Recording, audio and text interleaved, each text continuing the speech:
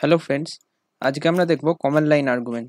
তো জাভাতে command line আর্গুমেন্টের ব্যাপারটা আমি আগে একটু বলেছি। তো এবারে আমরা ডিটেলসে দেখব যে কমান্ড লাইন আর্গুমেন্ট কী এবং সেটা কীভাবে ইউজ করি। তো কমান্ড লাইন আর্গুমেন্ট হচ্ছে আমরা যখন রান করি, তো জাভা প্রোগ্রাম যখন কম্পাইল করি দেন রান করি, ইন্টারপ্রেট করি, তো সেই সময় আমরা জাভা স্পেস জাভা যে ইন্টারপ্রেটার সেটাকে আমরা জাভা এবং স্পেস দিয়ে তারপর ফাইল আমাদের যে ক্লাস নেমটা সেটা দিই। তো তার পাশে যদি আমরা যে কিছু যদি ভ্যালু দিই, তো সেইগুলো আমাদের কমান্ড লাইন আর্গুমেন্ট বা আর্গুমেন্ট যে অ্যারেটা আছে সেটার মধ্যে স্টোর হয়।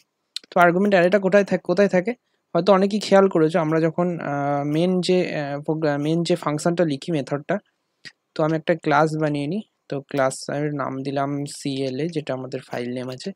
তো এখানে যখন আমরা পাবলিক স্ট্যাটিক ভয়েড মেন লিখি, তো মেনের মধ্যে এই যে স্ট্রিং args যেটা আছে, এটা আমরা কমান্ড লাইন আর্গুমেন্টের জন্য ইউজ করি, এটা আমি আগে বলেছিলাম। ওকে, তো এই যে args একটা অ্যারে, এটা হচ্ছে একটা স্ট্রিং অ্যারে। এখানে যে স্ট্রিং যেহেতু আছে, তো স্ট্রিং অ্যারে এবং স্ট্রিং অ্যারেটাকে, এই স্ট্রিং অ্যারেতে কি থাকে, এই স্ট্রিং অ্যারেতে নর্মালি কোনো ভ্যালু থাকে না, কিন্তু যখন আমরা এই মেন যখন কল হয়, মেন কখন কল হয়, যখন আমরা ইন্টারপ্রেট করি, তখন ডাইরেক্ট যে ক্লাসে মেন থাকে, অর্থাৎ এই যে ফাইলের নাম, সেই ফাইলে কিন্তু যে ফাইলের নাম, সেই ফাইলের যে সেই নামে একটা ক্লাস থাকে, সেই ক্লাসের মধ্যে মেন থাকে। ওকে, তো সেখানে যে মেন ফাংশনের মধ্যে স্ট্রিংটা আছে, যে প্যারামিটার, যেটা আমরা যদি সেখানে কিছু পাস করি, আমরা যদি যেমন আমরা ফার্স্টে কমেন্টে কি লিখি, জাভা সি, মানে আমি কমেন্ট প্রম্পটের কথা বলছি। কমেন্ট প্রম্পটে আমরা যখন রান করেছিলাম, প্রথম কিছু ভিডিও আমরা কমেন্ট প্রম্পটে রান করেছিলাম, তখন কিন্তু আমরা এইভাবে করেছিলাম যে জাভা সি, ফার্স্টে আমরা কি দিয়েছিলাম, জাভা সি, তারপর স্পেস ফাইল নেম, এরকম জাভা সি দিয়ে স্পেস যদি ফাইল নেম এরকম হয় CLA ডট জাভা এরকম দিয়েছিলাম। দেন এটা এন্টার দেওয়ার পর যদি কোনো এরর আসতো দেখাতো, দেন তারপরে আমাদের কি আসতো, জাভা যে ইন্টারপ্রিটারটা ইন্টারপ্রেট করতাম, ইন্টারপ্রেটে জাভা, এবং তারপরে যে CLA ফাইলটা ক্রিয়েট হতো, ক্লাস ফাইলটা, সেটাকে আমরা কিন্তু রান করাতাম। ওকে, তো এই দুটোকে আমরা করার পর আমরা যদি এইখানে এই যে জাভা CLA দেওয়ার পর আমরা যদি এখানে কোনো ভ্যালু দিই, যে ABCD বা স্পেস দিয়ে EFG, যেরকম যদি কোনো ভ্যালু দিই, সেটা আমাদের কোথায় স্টোর হবে, এই যে স্ট্রিং যে অ্যারেটা আছে, এই অ্যারেটাতে কিন্তু স্টোর হবে। ওকে, তো আমরা দেখবো ফার্স্টে আমরা যে args-টাকে আমরা অ্যাক্সেস করবো, কীভাবে অ্যাক্সেস করবো আগে দেখি। তো ফার্স্টে আমরা জাস্ট নর্মাল কিছু করবো না, আমরা জাস্ট যে কি প্রিন্ট হচ্ছে আমরা ওখানে লিখবো, ঠিক আছে। কীভাবে প্রিন্ট হচ্ছে, আমরা একটা নর্মাল ফর লুপ দিলাম। ফর লুপের মধ্যে আমাদের একটা ভ্যালু থাকবে, তো আমরা আগে বাইরে ডিক্লেয়ার করে দিই, সরি, ইন্ট আই। তো ফর লুপের মধ্যে আমাদের i=0 আছে, 0 থেকে শুরু হবে, তো i<, এবার এখানে কি লিখবো। ওকে, তো args, তো আমাদের অ্যারেটা এটা কিন্তু এর নাম কিন্তু args, তো এটাকে তোমরা যা খুশি রাখতে পারো। আমি args দিয়েছি বলে তোমাদের args এটা হয় এরকম নয়, এটা হচ্ছে নাম, এটা হচ্ছে অ্যারেটার নাম। আমি এখানে rds দিতে পারি, যা খুশি দিতে পারি, যে কোনো নাম। তো এটা হচ্ছে এবার এখানটার এর যে লেন্থ পর্যন্ত আমাদের চালাতে হবে। তো সেই লেন্থটা আমরা কত পাবো, RDS এর এই অ্যারেটার লেন্থ আমরা কীভাবে বুঝবো। তো জাভাতে আমাদের অ্যারের একটা লেন্থ বলে একটা আমাদের প্রপার্টি আছে। ওকে, তো আমাদের সেই লেন্থ বার করার জন্য আমাদের কি করতে হবে, RDS, আমাদের যে অ্যারেটার নাম সেটা ডট LENGTH, লেন্থ, এটা যদি আমরা দিয়ে দিই, তো আমাদের যে অ্যারেটা আছে, এই অ্যারেটার লেন্থটা কিন্তু আমরা পেয়ে যাবো। ওকে, তো এরপরে আমরা কি করব, আমরা i প্লাস প্লাস নর্মাল অ্যারেটাকে ঘোরাচ্ছি, জাস্ট ইনক্রিমেন্ট করলাম এক করে। এর ভেতরে আমরা কি করব, জাস্ট সিস্টেম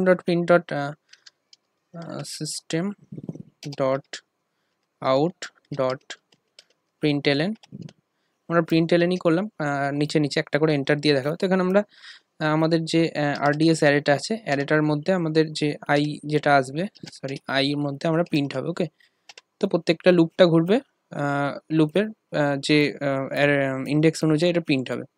তো এখানে কি পাবো, আমরা যে অ্যারেটা যেখানে যেটা আমরা দেবো সেইটাই আমরা এখানে প্রিন্ট পাবো, একটা একটা করে আমরা এখানে পাবো। তো দেখা যাক কীভাবে প্রিন্ট হচ্ছে। ওকে, তো এটাকে রান করার জন্য আমরা এইভাবে রান করালে কিন্তু কিছু আউটপুট পাবো না। তো আমাদের কি করে রান করাতে হবে, আমাদের কিন্তু এখানে যে টার্মিনাল আছে, টার্মিনালের মধ্যে আমরা CMD-তেও করতে পারি, কিন্তু এখানে আমি যেহেতু আমি VS কোডে করছি, VS কোডেও একটা ফিচার্স আছে, যেহেতু আমরা টার্মিনালে এখানে কোড লিখতে পারি। তো আমি এখানে জাভা সি এবং আমাদের নাম হচ্ছে CLA ডট জাভাকে আমরা কম্পাইল করছি। তো কম্পাইল ডান, এবং কোনো এরর আসেনি। তো এরপরে আমরা কি করব, জাভা CLA, এবং এখানে কিন্তু আমরা এন্টার দেবো না। এন্টার দিলে দেখো কোনো আউটপুট আমরা পাবো না, কারণ আমি এখানে কিছু নর্মাল প্রিন্ট করিনি। আমরা এখানে যেটা প্রিন্ট করেছি আরডিএস যে অ্যারেটা, তো এখানে আমরা কিছু পাস করিনি, তো কি প্রিন্ট হবে? কোনো কিছু প্রিন্ট হয়নি।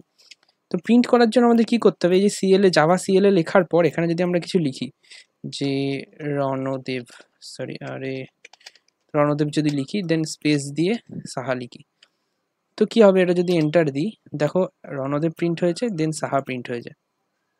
আমরা যদি এইভাবে লিখি, যেভাবে লিখি 1 স্পেস 2 স্পেস 3 স্পেস 4 স্পেস 5, তো দেখো কি প্রিন্ট হচ্ছে, 1 2 3 4 5 প্রিন্ট হচ্ছে। ওকে, আমরা যদি এরকম লিখি যে ABCD A space B space C space D space E space F, ওকে, দেখো ABCD প্রিন্ট হচ্ছে। ওকে, তো এখানে কি হচ্ছে ব্যাপারটা, তো যখন আরডিএস যে অ্যারেটা আমরা যখন ওটাকে রান করছি, যে জাভা সিএলএ স্পেস দিয়ে যে আমরা যে অ্যারেটা দিচ্ছি, আলাদা যে ইনপুটগুলো দিচ্ছি, মানে আমাদের যে 0 1 2 3 4 বা 1 2 3 4 বা এবিসিডি যেটা দিলাম, সেটা কি হচ্ছে, আরডিএস যে অ্যারেটা আছে এটার মধ্যে স্টোর হচ্ছে।